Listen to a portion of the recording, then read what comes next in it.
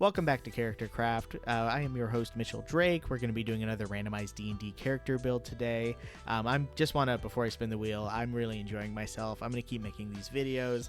I'm hoping that you're enjoying them too. If you're here for the first time, or if you're here for, repeatedly watching my videos, I really appreciate that. Even if you're, just using them to fall asleep. I've been told the voice apparently puts people to sleep, so I'm perfectly fine with that. Otherwise, I hope you get some cool D&D concepts out of this too. Let's go ahead, get the wheel spinning, see how many classes we're going to be working with. We are at 2, perfectly doable. Let's go ahead, see what the first one is. There's a couple classes we haven't done on the channel yet, so like Barbarian, Ranger, Bard is actually on that list, so I'm excited to get Bard. Let's see what the second one is. I think we're missing Artificer and Bard Ranger. Okay, we are going to be doing 2 classes that we haven't done yet. We're going to knock them out at both. So immediately I think Fey Wanderer and Glamour, I think that could be a good combination. Just thematically, they're both kind of fairy-based subclasses. I always love the Hunter Ranger. Ranger is like my favorite class, so I'm going to find a lot of stuff to do with this. Unfortunately, I think both of these classes are kind of bonus action reliant. I'm going to have to look further into that to see if that's just me talking out of my butt or if that's accurate. We're going to meet back at the Forge, and hopefully I have a decent character for y'all. We are at the Forge, and I've got a cool one for y'all.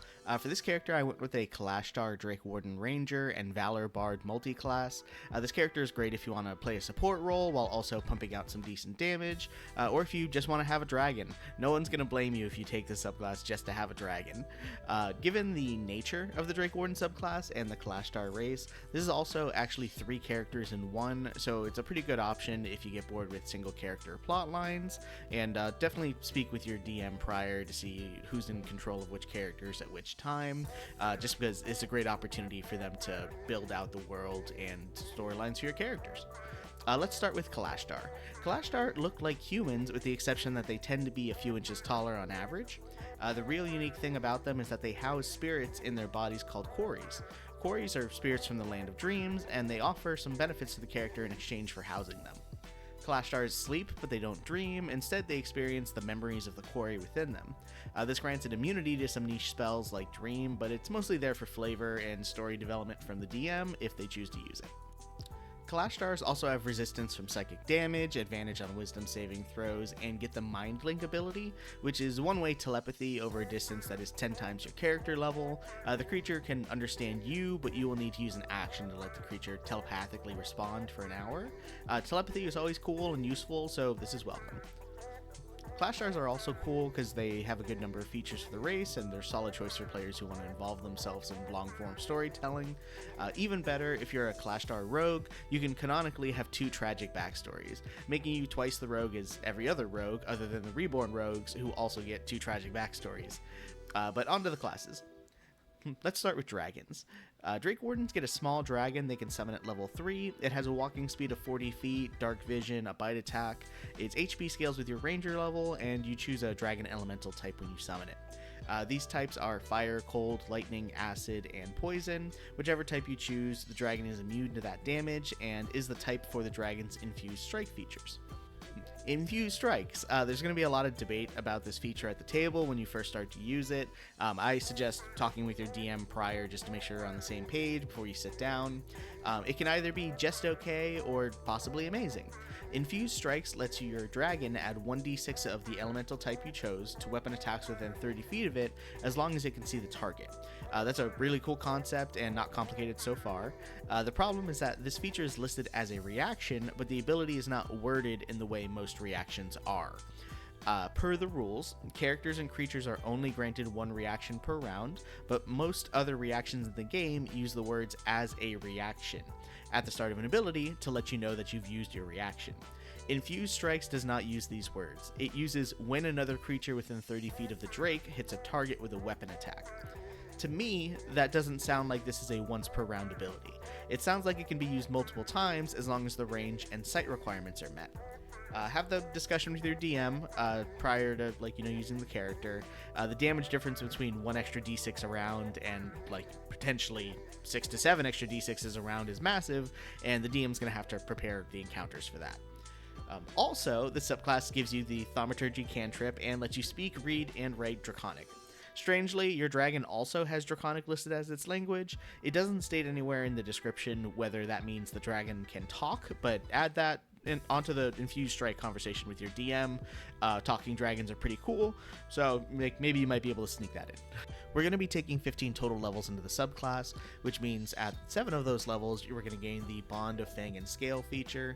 Your dragon is now medium-sized, it can fly, you can mount the dragon, but it can't fly while you're mounting it. Its bite attacks now add 1d6 damage for the type you chose when summoning it, and you gain resistance to that damage type as well.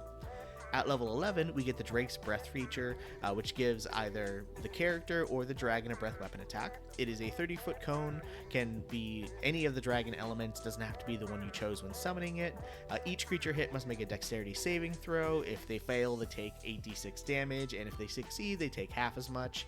You can only use this ability once per long rest unless you sacrifice a 3rd level spell slot, but the damage on it is pretty decent, and it's nice to have that option for the AoE, especially because it can come from 2 different directions. I think all of these features are super cool so far. I like that you get to grow alongside your dragon, but it actually gets even bigger. At 15 levels in the subclass, we get the Perfect Bond feature, which increases our dragon size to large. We can now mount the dragon, and it can fly at the same time without any problems. Its bite attack now deals a total of 2d6 extra damage of the elemental type that you chose for it, and your breath weapon increases to 10d6 damage. You also gain the Reflexive Resistance feature, which lets you use your reaction to give resistance to 1 instance of damage that you or your dragon take while within 30 feet of each other. You can use this a number of times equal to your proficiency bonus, and they all get returned on a long rest, but notice the verbiage. Use your reaction. This leads me to believe I'm correct about the Infused Strikes ability, as it doesn't use that or a similar term, since the creators of the subclass didn't specifically use it either. So, use that as an argument with your DM. I personally love this subclass. It feels like a more fleshed out version of the Beastmaster Ranger, and the subclass feels pretty unique because it's one of the few Ranger subclasses that don't feel like it takes a nosedive at their level 7 feature and just never recovers. So I like that it's consistent. On to the next subclass, Valor Bards. The College of Valor is pretty well known for being a prototype version of the College of Swords Bard, but instead of giving Valor an update, they just released the College of Swords separately, making the Valor Bard almost obsolete if you're choosing a martial-based bard. The major difference between the two of them is that the College of Swords Bard likes to hoard their own Bardic Inspiration dice because it lets them fuel their Blade Flourish abilities, while the College of Valor Bard is much more willing to give out their Bardic Inspiration to support their party members. Since we're only taking Bard to level 5, we're just going to talk about the Valor Bard's level 3 feature, Combat Inspiration. Combat Inspiration lets a creature with Bardic Inspiration roll the die after it has made an attack roll, and then add the number rolled to the damage of the attack. It also lets the creature use the Bardic Inspiration die as a reaction when it is being attacked, adding the number rolled to their AC, potentially causing the attacker to miss. And in both instances, the Bardic Inspiration die is fully expended. I chose College of Valor because I want to use the dragon as a frontline fighter while the character is supporting it from further back. Bardic Inspiration targets creatures, which means our dragon is a valid target, and it doesn't require a minimum intelligence score to use, which, to be honest, for this dragon isn't even that low. I think the modifier is maybe -1, and the Drakewarden subclass does state that the dragon has autonomy over its own reactions, so it can choose itself when to use the Bardic Inspiration. Because we only need to take 5 levels in Bard, we're going to get a Font of Inspiration feature, which lets us gain our Inspiration dice back on short rests, and the Bardic dice we're using are going to be D8s.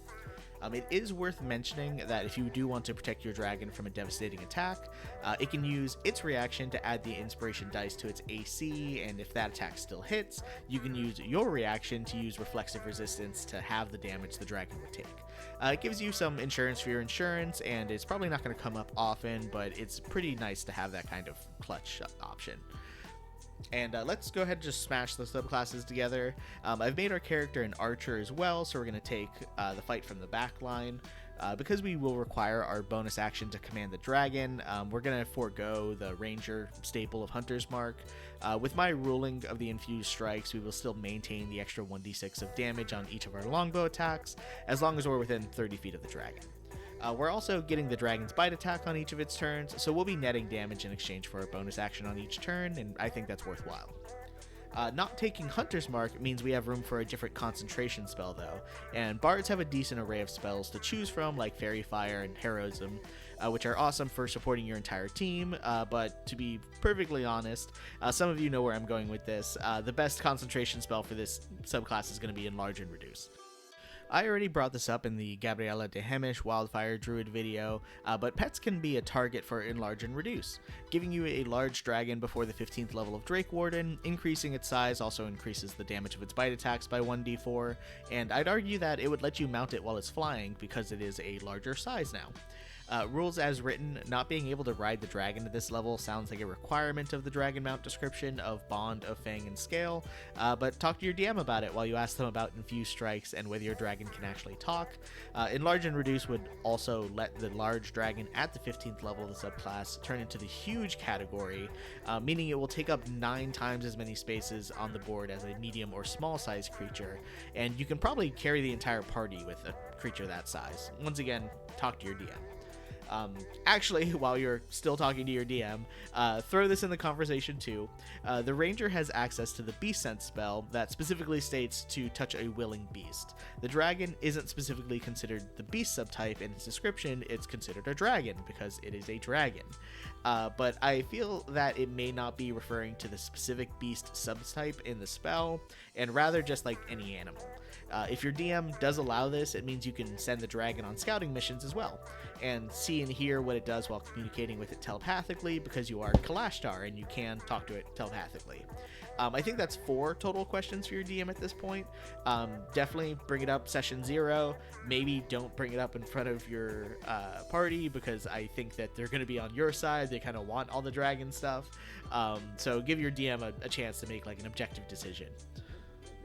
While coming up with the concept for this character, the Facebook algorithm decided I would like to listen to a Siberian indigenous folk pop band named Odoken, and I'll be honest, it wasn't wrong. Their songs slap, they're really cool to listen to and watch, and they use a lot of unique cultural instruments that I was considering using as a bardic instrument. My favorite is something called a mouth harp, which sounds like one of those metal door springs that used to be everywhere. It sounds like that, except it's supposed to be an instrument, so it's supposed to sound cool. It's really cool. Go check them out. So I was going to do that until I found out that Odoken also uses a lot of throat singing, and that they sing like a third of their songs in a dying language. I might butcher the pronunciation of the language. I believe it's called Chilim. There wasn't a phonetic pronunciation next to the word when I was researching it. The language has less than 50 fluent speakers remaining on the planet, and I thought that would be cool to incorporate into the character. I chose to have the character sing in like an ancient, long-forgotten draconic language instead, that they were kind of reviving as they were training their dragon, and like their party members hear it, and other dragon tamers might hear it. So I thought that would be pretty cool to incorporate. Odoken and Chilim also led me down a rabbit hole, and I tried looking into Siberian dragons. There is lore for them, but they're very difficult to work into a 3D model as they have wings and multiple heads. That can get very cluttered for a 3D model, and Hero Forge's dragon model also has wings, but only a single head. I was kind of mulling over what to do about that, and decided that I'd download the model as is, and then bring it into Blender to see if I could give the dragon a couple more heads. Let's see if it worked out. I'm recording this part before I even try, so let's give it a shot. Okay, yeah, it looks like the 3 heads came out pretty good. It came out in the printer really well. You're gonna get like a little bit of a sneak peek of what it's gonna look like at the end, unpainted, but that's, fine.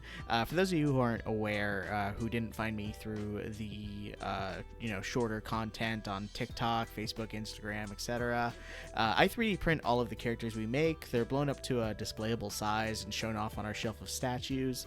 If you want to see the finished models for each character, you can check us out on those platforms, or maybe leave a comment. I might do like a little tour once we have enough of them to kind of fill up a decent video on it. I think this is going to be the 7th statue, so we're actually more than a full party at this point, so we're doing great. But before we get back to the story, let's name the characters. I feel like we have 3 names to decide on. We have the name of the physical body, the name of the quarry spirit inside that body, and the name of the dragon.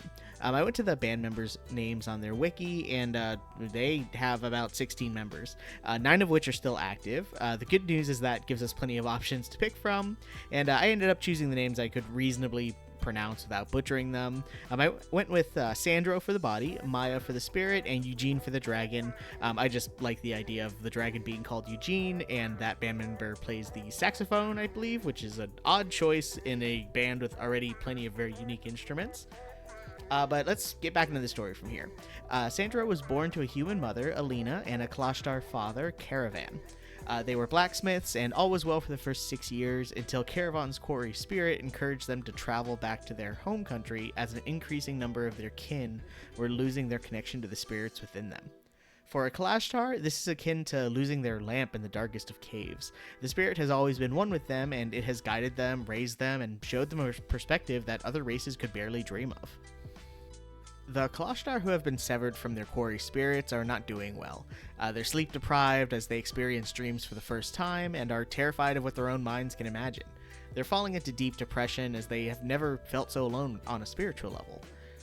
Caravan did not wish to leave their wife and child, but was terrified of the possibility that the spirit inside their child would be ripped from them as well.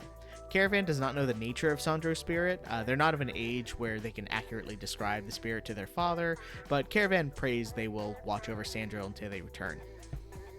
15 years have passed since then. Caravan never returned and only existed in Alina's stories and Sandro's memories.